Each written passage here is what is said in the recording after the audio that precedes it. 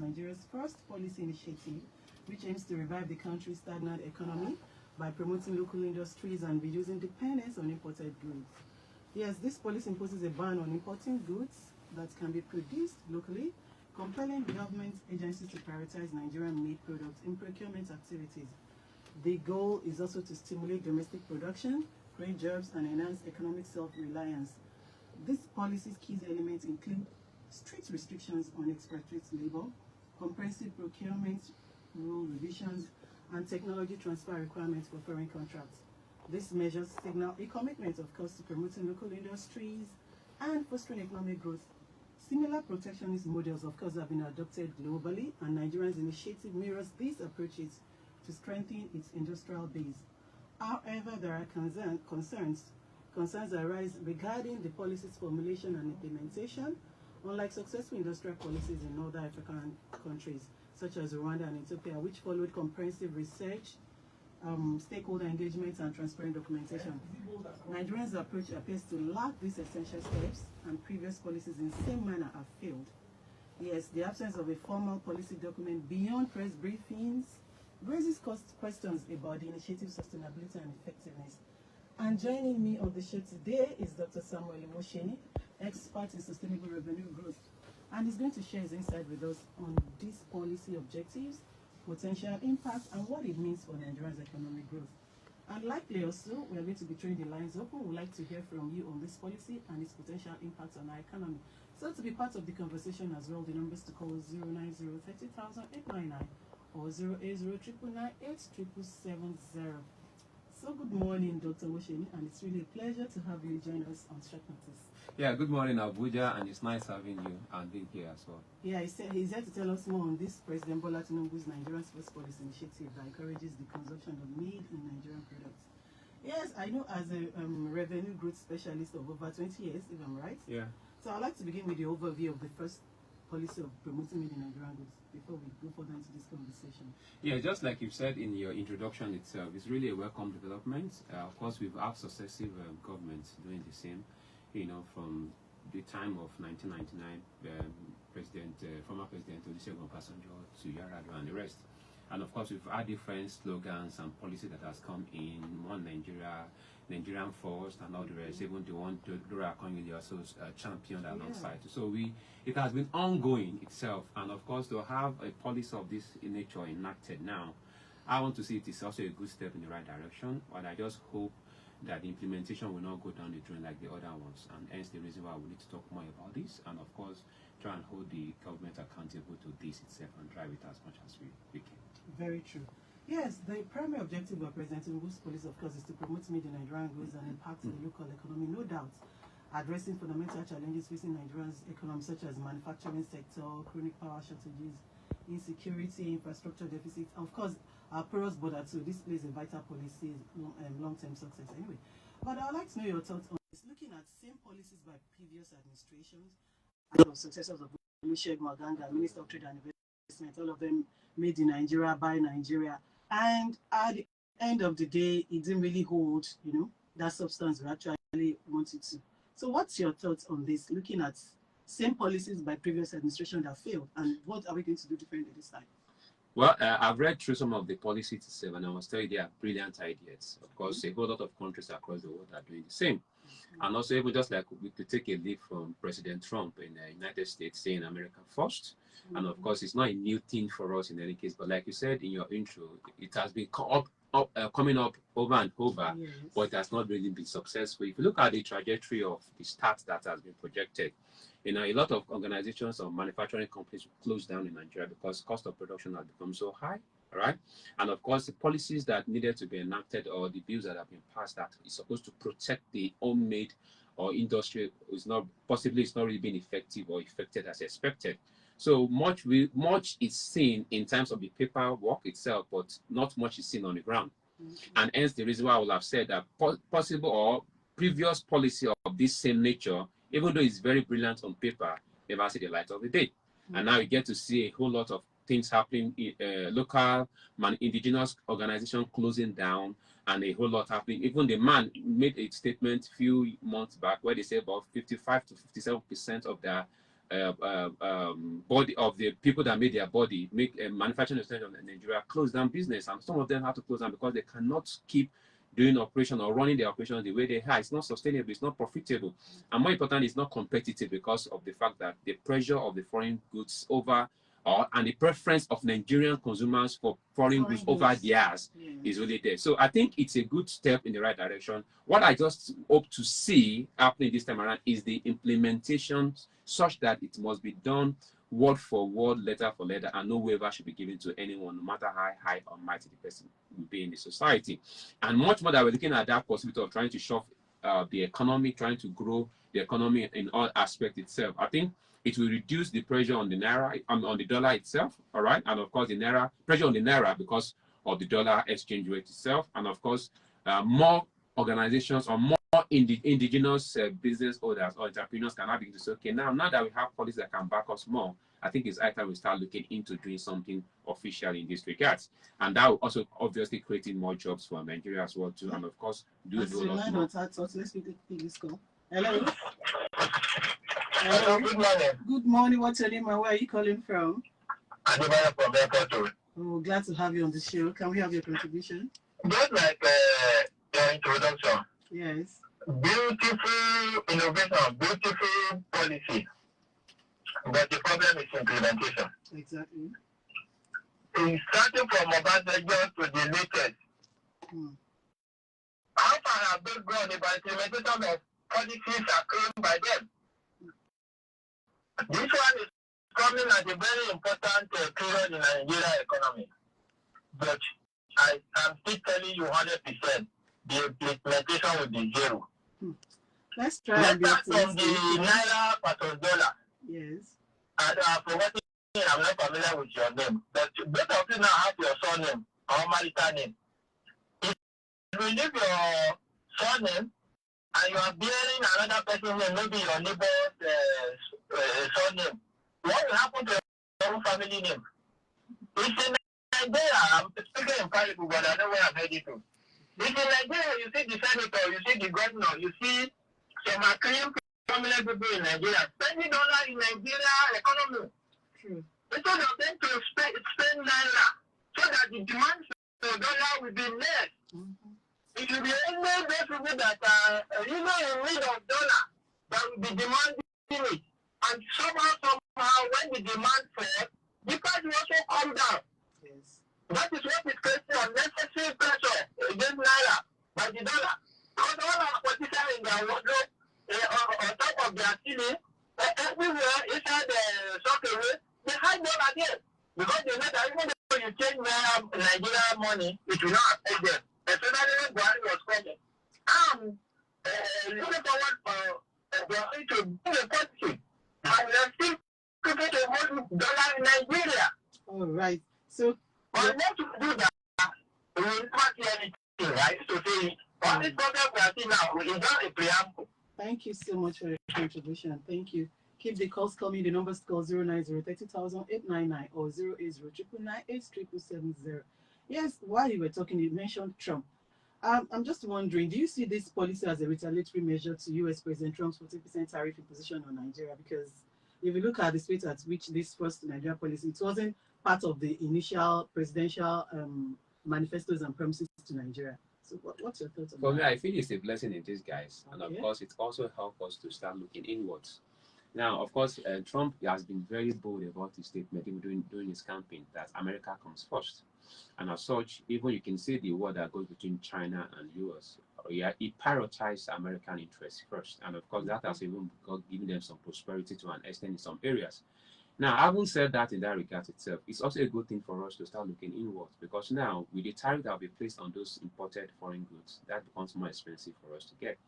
And of course, that now makes competition of price itself to really be to our own favor. But I must say this quickly here, that can we compare the standard of those products to our own locally made products? Because most times you get to see that what is made in Nigeria here sometimes are inferior to.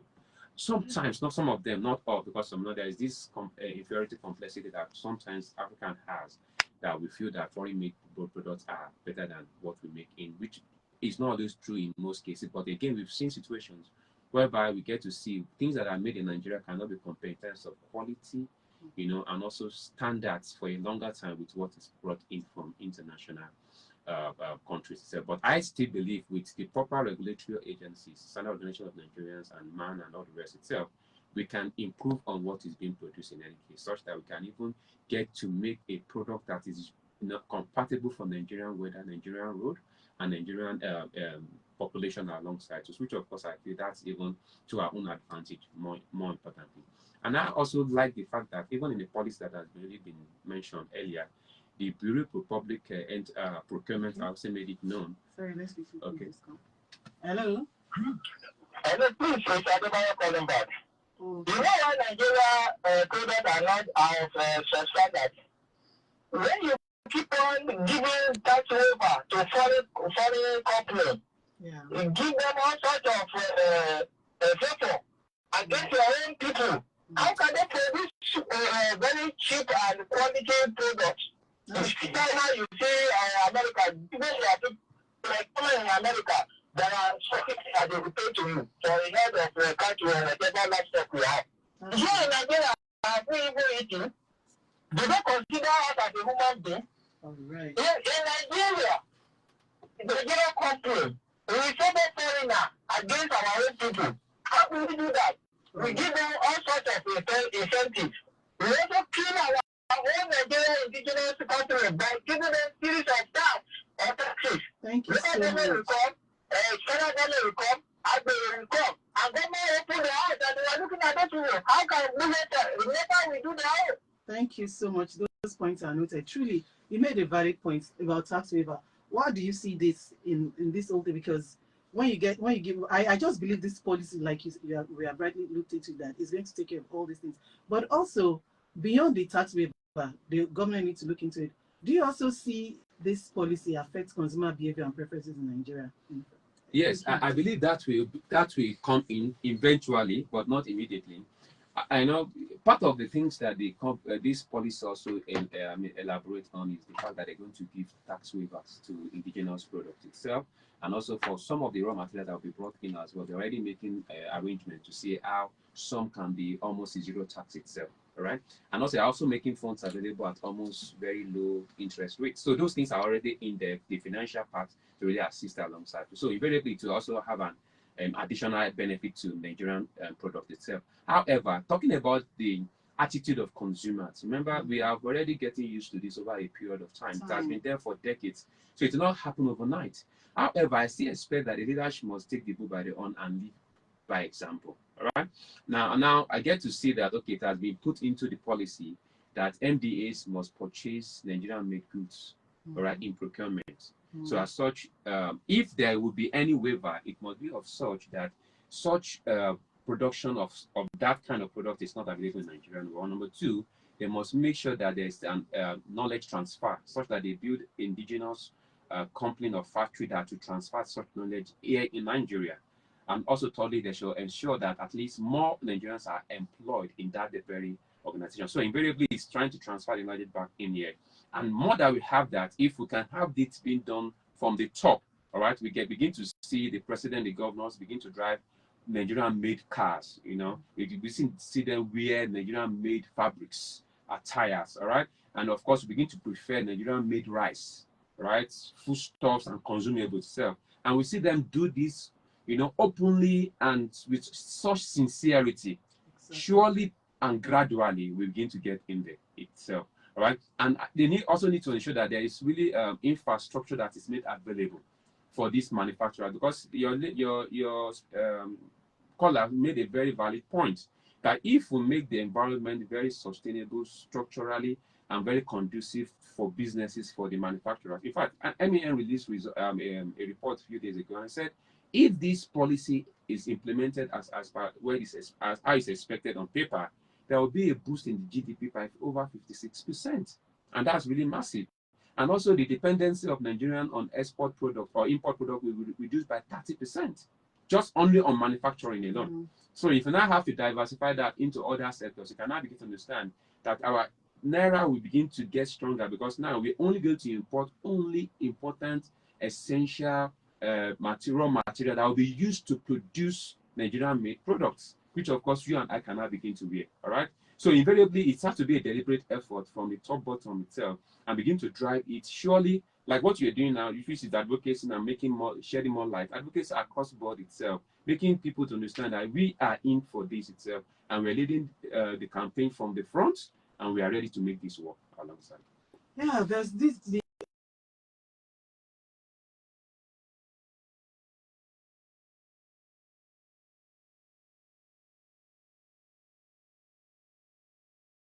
To be sure it's in place before you just roll out the policy. Now, looking at this first policy, and we just said this policy must start. How do you see this rapidly changing the economic space in terms of manufacturers producing all these things without them having, just waiver is part of it, affordable loans, Yeah. you know, for them to be able to have credit facility that will make it convenient, and other enabling environment that other saner clients provide for their local industries to thrive. Because the policy is good on its own, just like we have said. But what of these other things that will make it to actually work, and it cannot kick off, and we know that, oh, it's not just they said it, they've reeled this out, made in Nigeria, but what are those enabling environment that will make it to really start well?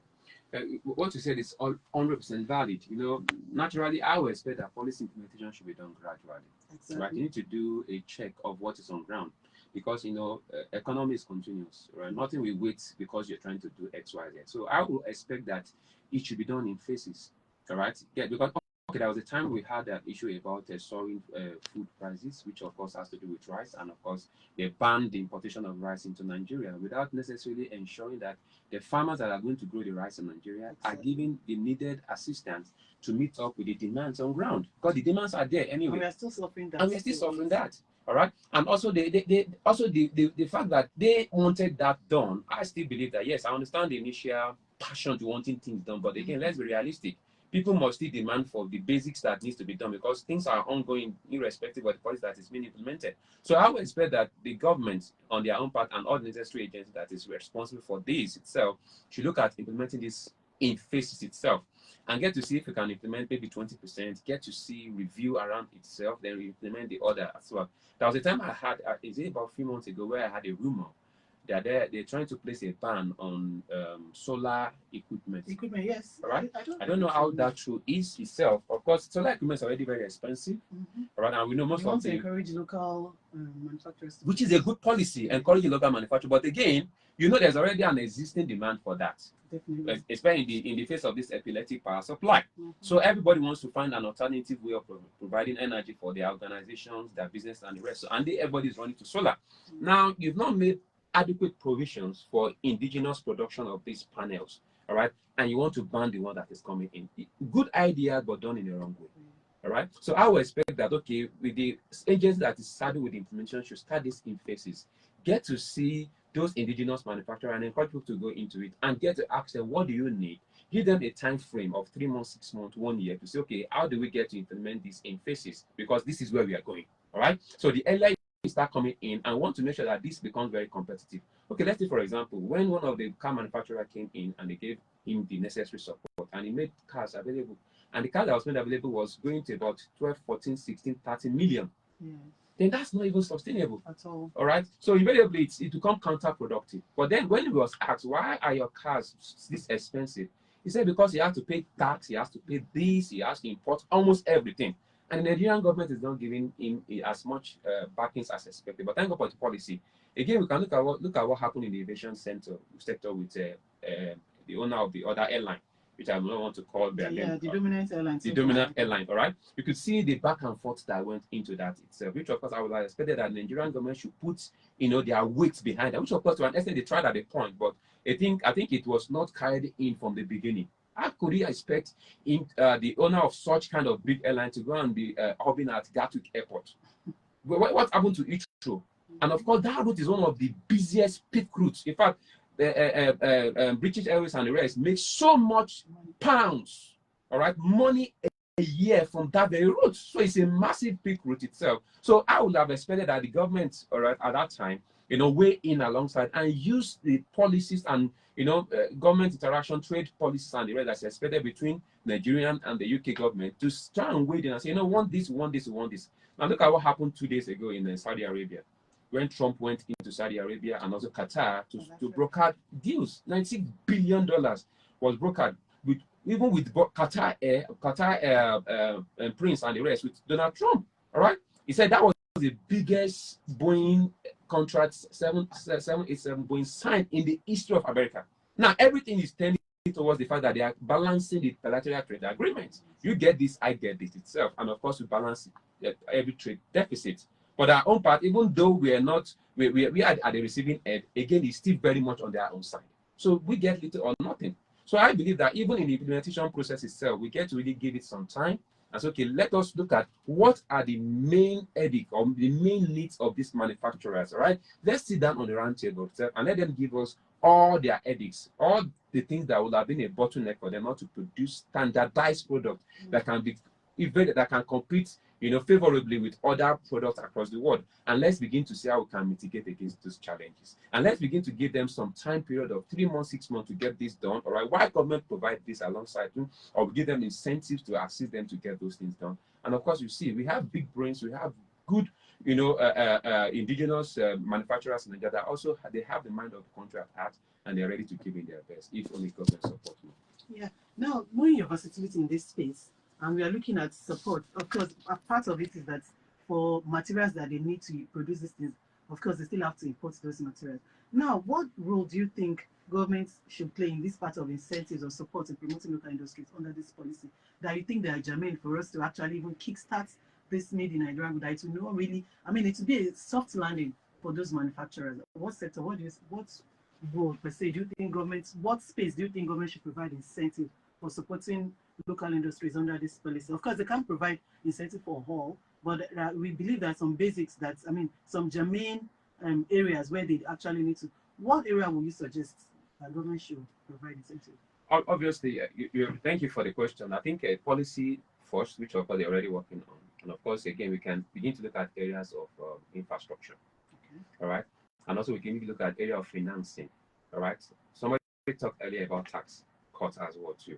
All right, and also more importantly, let the government beyond the lip service begin to purchase. Now, look at what transpired when the car that's produced by Elon Musk was going down to drain because it was part of Dodge, all the stuff that was happening in America itself. What happens? Trump made a policy that if you go against Tesla, the car itself, all right, then you are going to be treated like an enemy of the states, because they have to protect their own automobile company. All right, so he was in the forefront.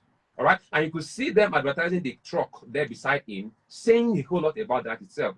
Sometimes it's beyond you just saying it or writing it into paper. You need to demonstrate that I am with these individuals. I am there with them, working with them, going the way with them alongside. And before you know it, the Tesla stock that was going down started rising again.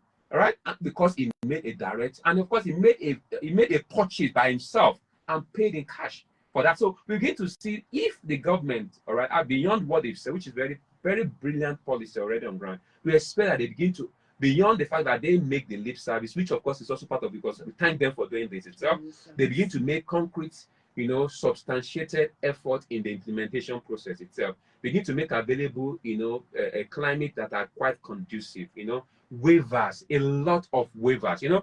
We see in developed countries that they tend to give manufacturing organizations waiver that they don't even need to pay tax for the next 5 years. As a matter of fact, they even allow you to really take in some loans that will help you to really get some stuff done. In fact, I've seen cases for one of these countries I was really reading about. They will send in their delegates from the government to go ahead and negotiate deals with other organizations outside the country. So invariably, the government will send in their ministry, maybe from Ministry of Foreign Affairs, they're about itself, that will go alongside when they are traveling across the country, to another country, to really go ahead with organizations that are in that very field. All right. Now I'm going to go to, let's say, for example, maybe our country is traveling to UK now, for example, and of course we know the areas will have strong partnership with UK, maybe pharmaceutical, aviation, and the rest. You go ahead and bring in captains of industry in these areas, all right, and let them be part of the entourage. So while you are sitting down with the UK Prime Minister and whichever country of choice you're going to, you are saying, okay, these are the areas we've had bilateral relationship for the past 20, 30, 40 years. Look at the trade deficits on both sides. So we need to start talking the figures here now. How can UK government be of greater benefits to Nigerians? Can you come into country and establish some of your industries? Because we have the manpower. We get to see sometimes that they will take some of the raw materials from here, they go there, process it, and bring it back into Nigeria. So we want you to ensure that you make those those industries, established in Nigeria, all right, with social policy, in the industrialization policy and all the rest itself, and they ensure that they implement that with nobody, giving any waiver in that regard. So if you get to see that happens, look at what happened to Taiwan and the US. They say, okay, you're manufacturing lithium and also this these are they use in producing uranium. Is it? Uranium. It's something that they use in producing this lead and yes. Yeah. And he said that if you're not going to establish your factory in America, we're going to give you 100% tariff. Right? And before you know it, 3 days after, the president of Taiwan said, okay, we agree to that. So we're going to establish that. Yeah. So invariably, there's this knowledge transfer, there's this technology transfer, and there's job production. Job creation for the indigenes alongside. So invariably, the government can do a whole lot besides the fact that, of course, we talk about the tax alongside. They can begin to ensure that manufacturing organizations, like we saw, a lot of companies left the country because they couldn't do operations alongside. What are we doing to ensure that the ones that are left stay back, and they are encouraged alongside too? All right. What are we doing to ensure that, okay, they source materials from within? All right. Because I also heard about something, which of course I will not want to mention it here, that the steel industry in Nigeria still tend to refine steel that is brought in from international countries into Nigeria. While we have steel that can be used here to provide or to produce steel that we need for Nigerian consumption. So why do you have to import steel? Why we have that here? All right. So government can begin to look at that and say, what we have locally available here, even though you want to really import any of those your stock that want to come in, you can import the expertise, but establish your factories, establish your companies here in Nigeria. All right, let's begin to produce here in Nigeria and let it be labeled made in Nigeria. Yeah, that takes me to this. Before I move into that, you were talking about Tesla and US. I remember the situation at the gathering. One of the ministers I won't mention him, he was talking, in his keynote speech that we should patronize made in Nigerian goods. And when it was question and answer, someone asked him, "You are wearing a UK suit, you are wearing UK tie, and you are telling us to patronize what's made in Nigeria." Exactly. It doesn't really make sense. Now, this takes me to protectionism policy. If you look at the agricultural value chain, like cocoa, for instance, yeah, when are we going to begin to stop the export of some of these materials to our own advantage? Because if you take those things, you export the cocoa all across the value chain, they bring it back in and it's so expensive. Chocolate is quite expensive. And we are not taking it. I met a couple, they are into cocoa. I think they came to celebrate their son's MBA graduation at law school. And they are cocoa producers. And I was listening to the man's conversation. I understood the language he was speaking. Some foreigners coming to buy the cocoa process and everything. I guess they came from Accra, and he was telling them I guess somebody was asking, so what of the other part of it should we say sell everything to them? Are they not paying in dollars? So I was just reading, I was just shaking my head that even the cocoa that we have here, if we keep exporting everything across the value chain, at what point are we now, even if we want to do made in Nigerian products, are we not going to end up buying from them again to produce local, and we still go back to expensive goods that we're going to be producing? So what do you think concerning protectionism policy for governments to actually look into this? What policy, is it regulatory measures or whatever, can they put in place to ensure this also works, aside from just reading out this document of patronize made in Nigeria? But before you answer, let's pick up this call. Hello. Good morning. What's your name and where are you calling from? Mr. Adibai. So in 30 seconds, please, because... Okay, this is your topic. I don't have to keep quiet. I want to put my mind out. Okay, let's quickly hear You you. see, in Nigeria now, if the minister is having the word pregnant, when it is about 2 months to born, they will travel abroad. They will go and bend there. See, it's not a joke. Nigeria will not progress unless we do the needful. They will never lead by example. The money right now is in their houses, and they say they ban the foreign like Buhari regime. But all the ministers, like, how many of them, let them come and show you that they are eating Nigerian made right. So lead by example. Don't take to me. Just do the right thing. You will say Nigeria are very good followers. They will follow suit. Thank you so much. Your 30 seconds has elapsed. Thank you. So answer this question. I think maybe it's a manufacturer, so obviously it really yes, hits him I alongside, so I can understand. And we appreciate you. Thank you so much. Like from your question, you say, you can't beat a child and tell him how to cry. All right. Now you want to put in regulatory policies for what you have not even been showing interest in.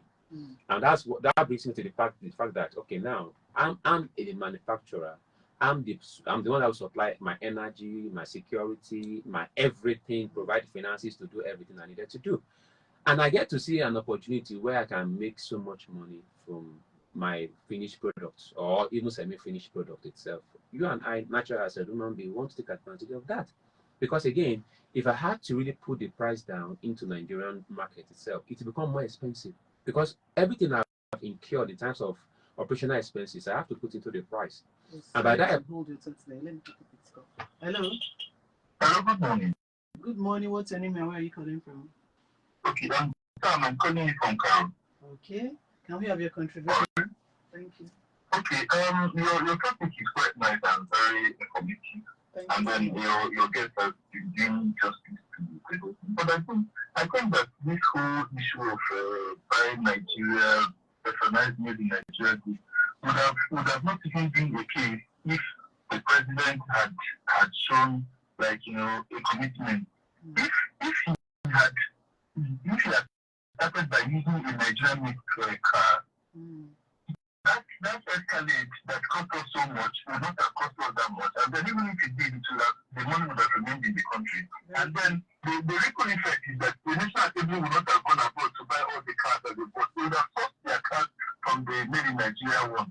So I think the problem has been with the leadership and the ensuring because all the cars that the ministers drive, the Director General of Ministry, Department and Agencies and all that, they are all using foreign made cars. So if the president had bought a Nigerian made car in the first place, it would have shown an example to others, and every other person would have followed suit. So this issue that we're talking about made in Nigeria, this is they're just asking us to do what they are saying and not do what they are doing. Because I mean, so I just hope that whatever they want to do now, it works. But there's no way, political way to do this in the first.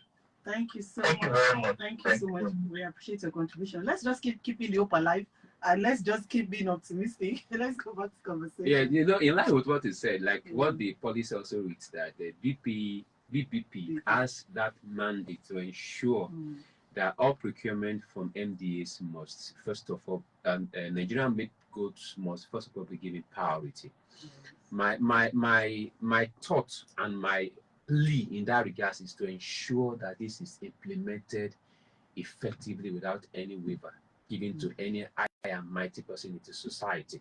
Because if that is done, then we can begin to see the ripple effect from top bottom. All right. So, and if it is not available in that regard, then there must be a knowledge transfer. All right. There must be a development that must be done in such a manner that in 3, 4, 5 years, indigenes of Nigeria must be able to produce something similar to what was imported. I think that was really part of what's important, and I just hope this will be implemented to the letter. Now, back to what we were talking about earlier. All right. Like I said, you can't beat a child and tell the child how to cry. All right, I have to source for everything that I use in making my product or make it to a point of maybe semi-finished product itself. And at that point inside, I'm looking for how to make and recoup my money back. And I get to see an opportunity that gives me the assets to be able to make more outside. If I have to sell it, then why would I not jump onto that? More importantly, you get to sometimes, you go to some of these farms in the interiors and you get to see some of their produce wasting because there's no storage facilities. All right, so this organization, this company, international company, and get to say, okay, you know what? You can just give us these tons. We are ready to buy it over and over and over. Just produce and we buy it off from you. If I'm in that farmer's show, I will do the same thing because again, even the market here, you see that when I try to put my cost of production into the price, it comes too expensive. But I'm not guaranteed that you guys are going to get to buy off every of my production every single year. So why will I have to keep producing that large number when I don't have the market that supports the purchase? And you know, some of these consumables are very perishable. So within a matter of days, now it's already gone. So if I have a ready market out there itself, then I have to really move ahead and get to do what is needful. I know in period there are sometimes you get to see that government make available silos that will help to stock grain, store some of these products, they buy it directly from the farmers there, and then supposed to now manufacture it to back into the economy. But again, what do we see? They'll buy it off, and what we get to see is there are some middlemen also somewhere. They also process and export it. I know Exim Bank is doing their part itself, but then we just feel that there needs to be more needs to be done. We don't have to consistently to sell out what is not even enough. Yes. I was speaking to a friend the other time that produces yam in Benue State, and he said, you know what? Now we're not even giving yam to anybody again. All this my yam has been purchased already by people from this other country. So don't even expect. You go to their banks, you don't see any yam there any longer because it has been bought over for the next 3 years. He said, I've gotten my money for the next 3 years. I'm to produce these tons of yam and I'm exporting it out. Interesting. So this takes me to the last question as we draw to conclusion. I would liken this to the ginger situation. I know some ginger manufacturers and they've come on the program, and I heard the situation. The Chinese keeps coming to buy their bags of ginger, and that is why ginger will keep getting expensive. And they'll get a time that there will be no ginger in Nigeria again. Now we are saying buy made in Nigerian goods. What about the side of the producers?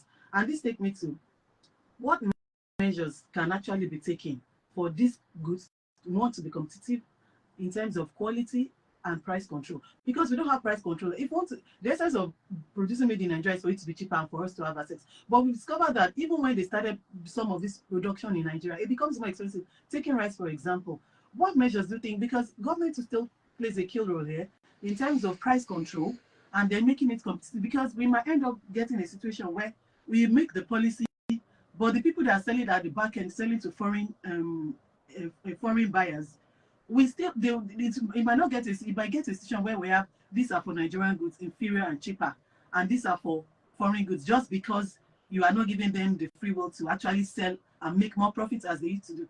We know government plays its own role here, but Nigeria too, we also have a big stake to play. And for Nigeria, if there's no policy to actually protect for price control, for quality as well, then we are going nowhere.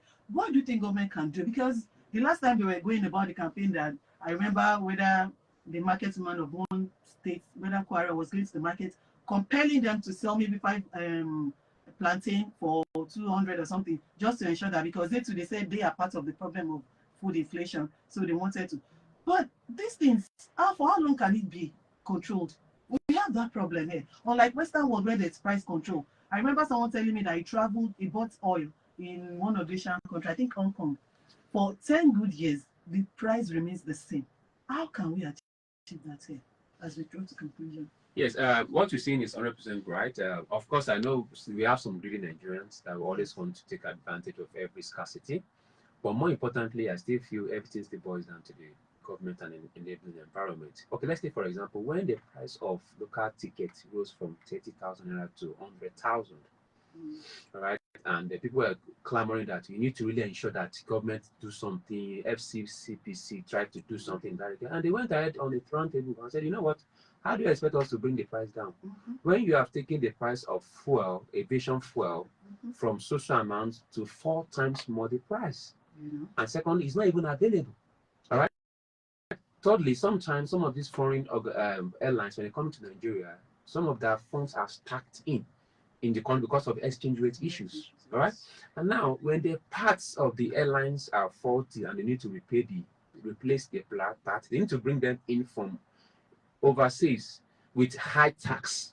So I need to pass all these costs back into the pricing because I'm in business for profit.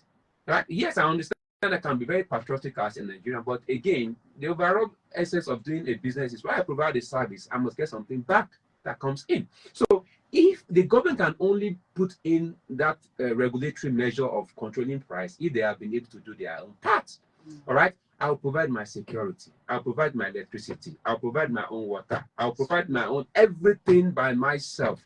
And why I have to do that itself, what happens in any case, I have to pass the cost into or production into the pricing of the product. But if the government can give waivers on these areas, all right, and begin to soften the ground for manufacturers. And I must say, manufacturers are really going through a whole lot, all right, a whole lot here in this country. In any case, so there is a need for we to have beyond this policy itself. Let's have a roundtable talk and talk about these issues that affect us. All right. Now understand electricity, which is one major part that manufacturers are clamoring from every single time. While we pray that electricity will improve, can we begin to look at this sustainable alternative power generation alongside too? So I still believe government can do a whole lot in this regard. While I know Nigerians are quite patriotic and they can really follow suit alongside. Thank you so much, Dr. Samuel Owoseni. This has been a very interesting conversation, and you've said a lot. And this is where we are wrapping it up on today's discussion on President Tinubu's policy to promote made in Nigerian goods. A big thank you again to my guest, Dr. Sam Owoseni. Thank you so much. He's an expert in sustainable revenue growth, and he has really displayed that this morning on the show. Thank you for joining us on the show. Despite the short notice, we really appreciate it. You're most welcome. Yeah, it's clear that the initiative has the potential to drive economic growth, create jobs, and reduce our reliance on imported products. But ultimately, the Nigerian First Initiative represents a commendable aspiration. We can't deny that. But its potential impact also hinges on effective implementation, sustainability, tax waiver, protect local industry, and provide the basics that they need, and also lead the campaign, do the talk, walk the talk, and not just do as I say and not as I do. That is only when it can really make sense. And this has been a very wonderful conversation this morning. Nigeria can transform this initiative into a transformative framework for industrial renaissance if we look into it and drive economic growth and development.